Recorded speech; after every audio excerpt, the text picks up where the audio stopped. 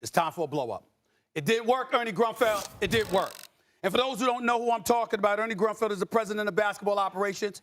This conversation hurts me because Ernie Grunfeld and I go back to his days with the Knicks. I've known this man for over 25 years. I love that man.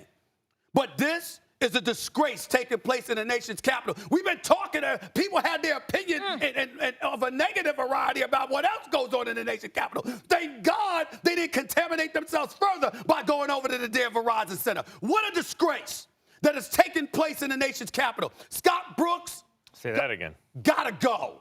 Gotta go. And listen, Scott voted. Brooks, let me be very clear. I've known Scott Brooks, like him. I'm not trying to say he can't coach. He is not the right man for this job. This job requires a heavy hammer. Scott Brooks is one of the nicest guys you could ever meet. The problem with that is that unfortunately you don't like confrontation. And with the Wizards, you need confrontation. And let me tell you why, Max Kellerman, because I got the research. I told him to look it up. I went your route, man. I told him to look it up. He's just like you, Scott Brooks. He hates confrontation. Oh, please. Let me read this to you, Max. Now, as you know, the Wizards are 2-8. That's the second worst record in the league. And please, ladies and gentlemen, give me time with this. Just stay. Get that. I don't even want to see the video of Scott Brooks. Get it off the screen, please. Come back to me. We don't need to see Scott Brooks. Listen, I got a better looking suit than him anyway. Here's the deal. 2-8. They're the second worst team next to Cleveland.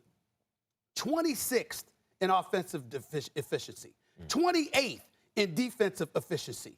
They're getting outscored by 10.3 points per game. Third worst in the NBA. They can't shoot, shooting just 31.3% from three-point range, which is fourth worst in the NBA. They don't rebound. They rank dead last. But it gets worse, Max Kellerman. I got John Wall's contract right here. And let me give a shout-out to Rich Paul because he deserves prosperous. There's nothing better than an agent that gets you your money when it looks like you don't deserve it. Now, let's be clear, okay? John Wall here signed a 4-year Supermax deal for $169.3 million. Next season, contract, it hasn't even kicked in yet. He's getting paid $37.8 next year, $40.8 the year after, $43.8 million the year after, and then has a player option of $46.9 million. Not the worst contract on the team, by the way. Now listen, I like John Wall. John Wall is an all-star. John Wall could play. Then this year arrived. For some reason, a man that struggled with his perimeter shooting comes back and is shooting worse. I don't give a damn about the 46%. He can't get to the hole with the ease that he used to. He's actually bigger. He looks out of shape. And that's a problem. So now you got that as a problem. Then you got him and Beal and not meshing as a problem. It's contaminated Markieff Morris, who can play.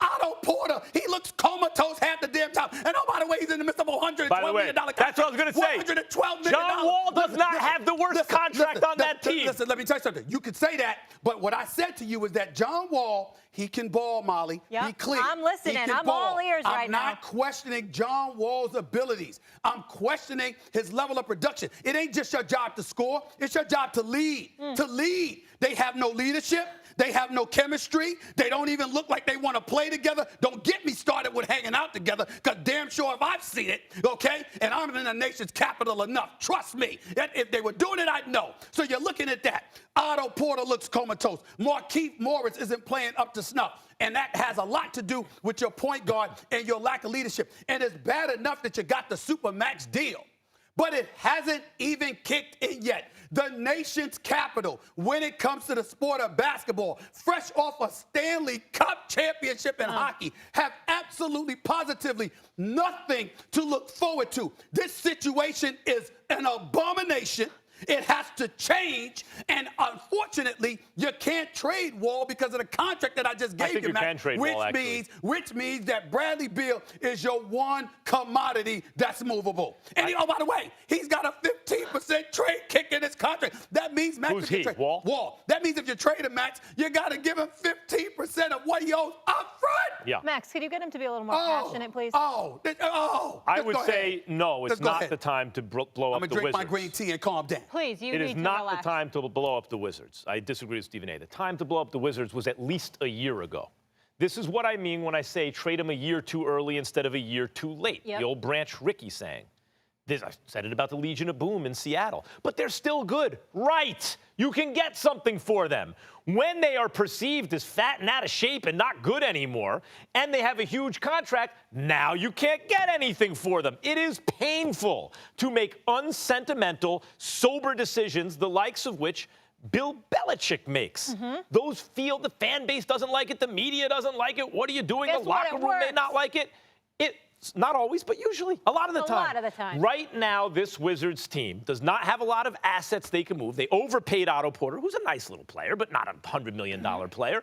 They overpaid John Wall, clearly. Bradley Beal's a nice player. How much better is he than Avery Bradley? He's a little better. Is he a superstar? No.